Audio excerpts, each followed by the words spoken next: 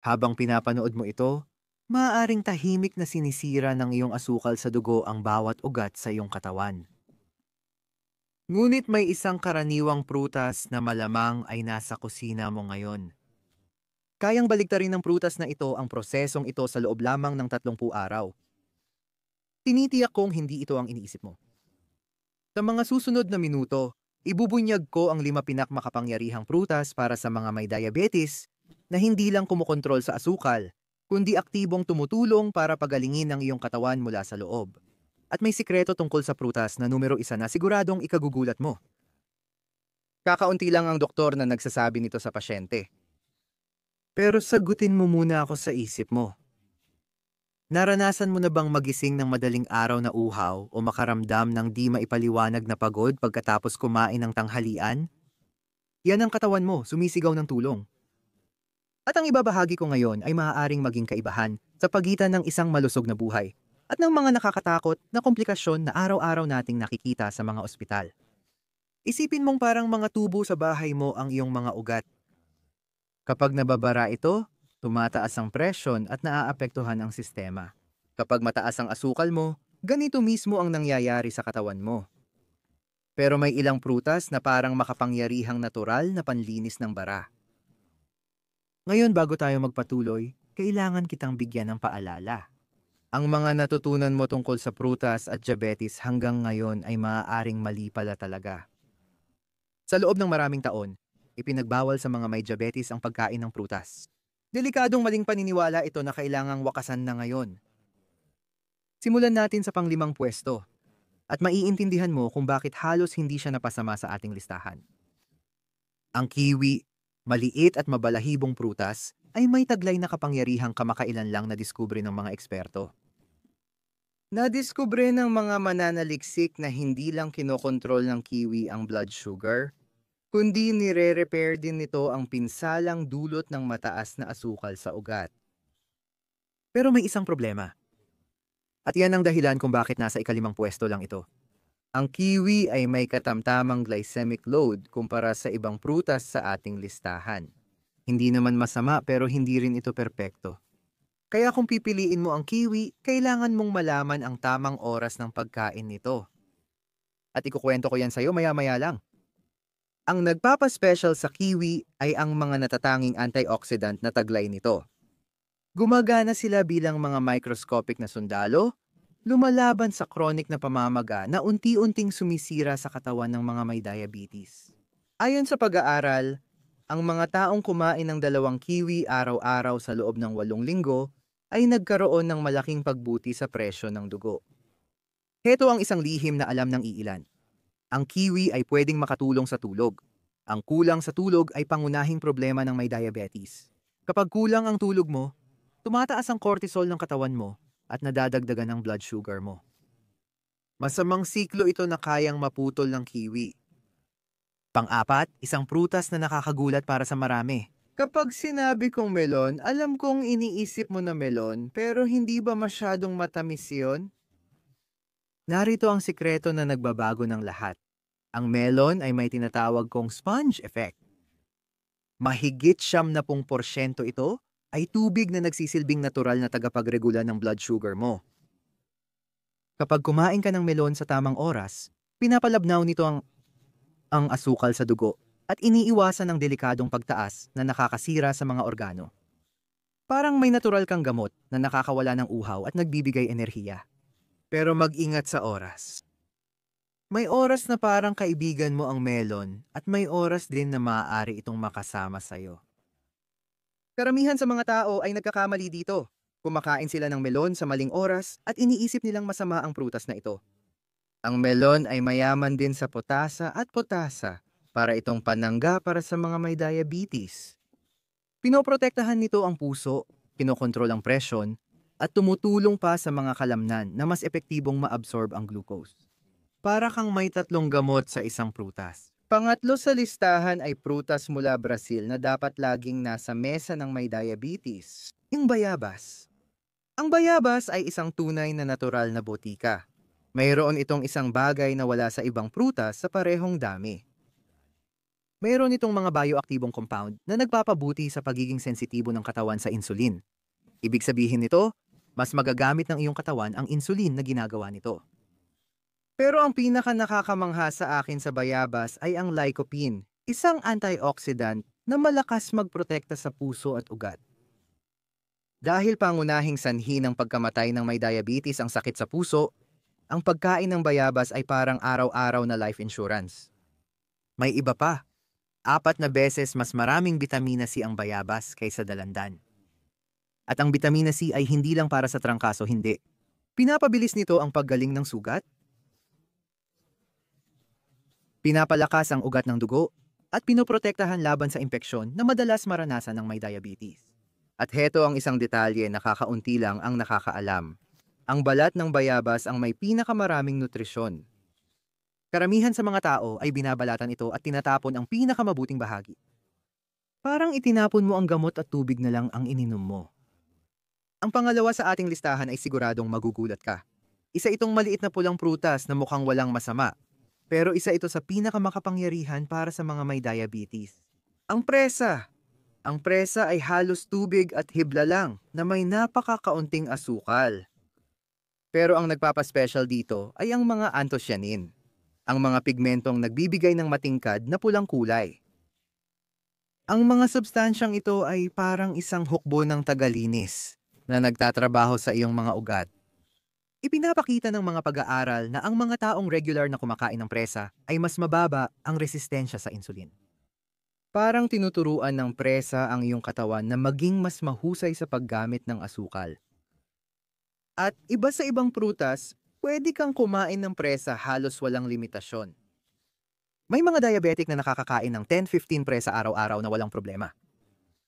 Isa ito sa ilang prutas na pwede ring gawing panghimagas sa gabi, napakababa ng calories, siguradong nakakabusog, at pinoprotektahan pa ang puso mo habang natutulog ka. Ngayon narito na tayo sa ating kampeon. Ang prutas na nagligtas ng buhay ng libu-libong may diabetes at dapat ay laging nasa hapag mo araw-araw. Ang mansanas. Heto na ang lihim na sinabi ko kanina. Hindi ito ordinaryong mansanas. At hindi rin basta-basta ang paraan. Ang kwento ko ngayon ay maaaring magbago ng iyong kontrol sa asukal sa dugo. Ang mansanas ay may pectin, isang mahiwagang hibla na kumikilos parang espongha sa iyong bituka, sumisipsip ng sobrang asukal bago pa ito makarating sa iyong dugo. Parang may panloob kang filter na nagtatrabaho para sa'yo. Pero may higit pa dyan. Ang balat ng mansanas ay may mga compound na nagpoprotekta sa mga selula ng lapay, ang organo na gumagawa ng insulin.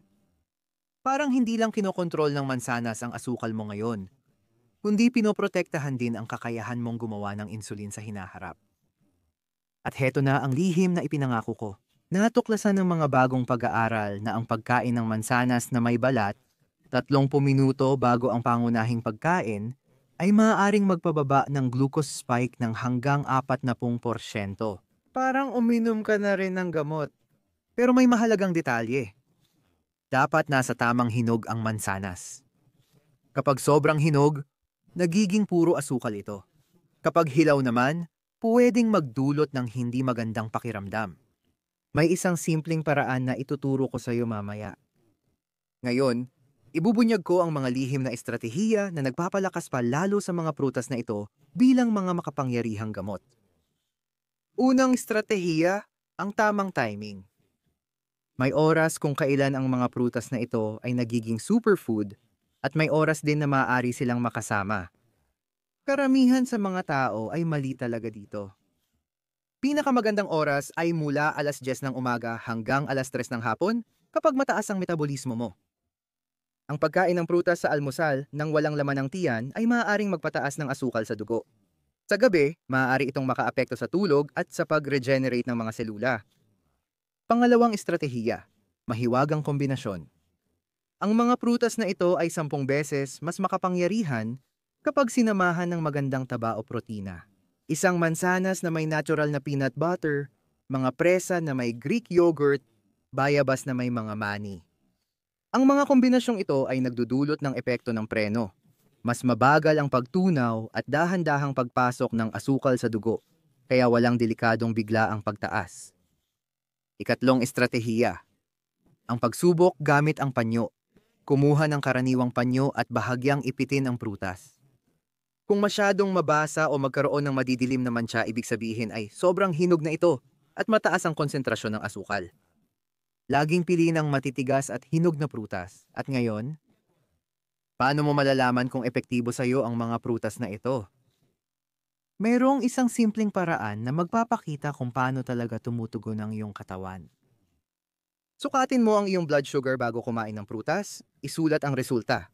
Pagkalipas ng 2 oras, sukatin mo ulit.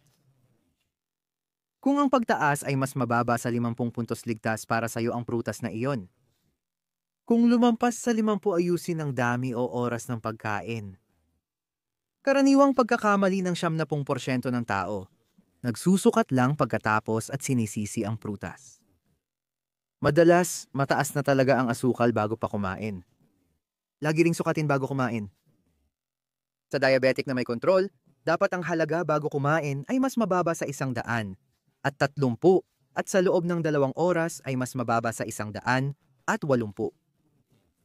Ito ang mga numerong nagtatakda kung may kontrol o wala.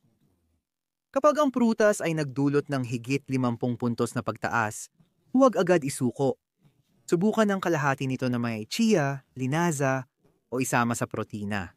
Kadalasan malaki ang pagbabago ng resulta. Narito ang isang teknik na kakaunti lang ang nakakaalam, ang dyaryo ng glisemya.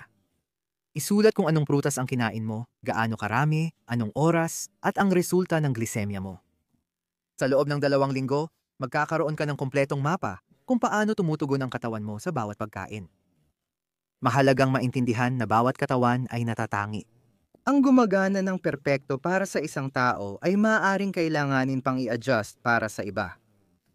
Walang universal na magic formula, mayroong personalized na estratehiya. Naaalala mo ba yung kwento ng bawal na prutas para sa may diabetes? Alam mo na ngayon na mito lang pala yon. Kahit ang saging o mangga ay pwedeng kainin paminsan-minsan. Kung alam mo ang tamang mga estratehiya, ang sikreto ay gawing aksyon ang iyong kaalaman. Walang silbi ang 5 prutas kung nasa papel lang at di ginagamit. Kailangan nandyan sila sa iyong mesa, sa iyong araw-araw na gawain at ginagamit araw-araw para maibalik ang iyong kalusugan. Matagal nang namuhay ang may diabetes na takot sa pagkain, maraming bawal, at mababa ang kalidad ng buhay. Tapos na yan. Pwede kang maging malusog at mag-enjoy sa pagkain. Ang kalikasan ng gumawa ng perpektong pagkain, kailangan mo lang malaman paano ito gamitin. May mas mataas pang antas ng mga estratehiya. May mga partikular na kombinasyon ng prutas na mas nagpapalakas pa ng mga benepisyo, sirkadyan na oras na nagpapaganda ng pagsipsip, at mga espesyal na paghahanda na nagpapakonsentra ng mga aktibong nutrisyon. Ang mahalaga ngayon ay magsimula ka na. Pumili ka ng isa sa 5 prutas na ito at isama mo sa iyong pagkain sa susunod na 7 araw.